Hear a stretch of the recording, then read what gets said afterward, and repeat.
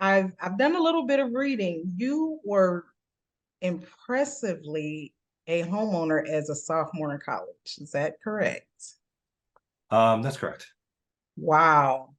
Most sophomores aren't that responsible. What drove you to purchase a home at such a young age?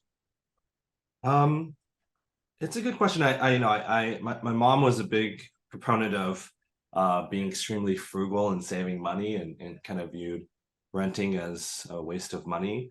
And so, that principle stayed with me through most of my life. And so in college, I had the opportunity to, because of the way that scholarships are formatted, you get an upfront check to pay for housing and room and board for the semester. So I took some of that capital and used it as a down payment to buy a home. Um, but I mean, the funny story is that I had met someone in college named Ryan Johnson, who was our one of our first employees at Open Door, and now the founder of Cul-de-sac.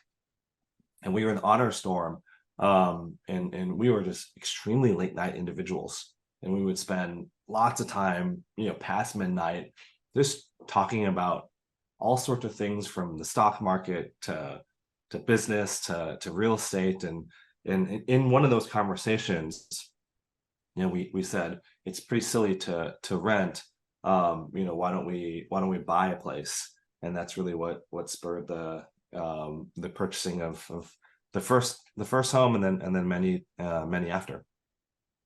Yes, yes, yes. So all of them, you had like 20 when you graduated, right? I think I read Something that. like that. Yeah. Wow. Wow. That is very impressive. So how was that experience for you as a purchaser? You're an investor, but you're a purchaser still was it all retail or did you get anything No, wholesale? it was all single family. And there were some kind of duplexes and triplexes in there, but I mean, I've told this story before, but the process of transacting on a home just felt fundamentally broken. It actually still feels in many ways fundamentally broken. There's a lack of transparency. There's brokers involved that have misaligned incentives.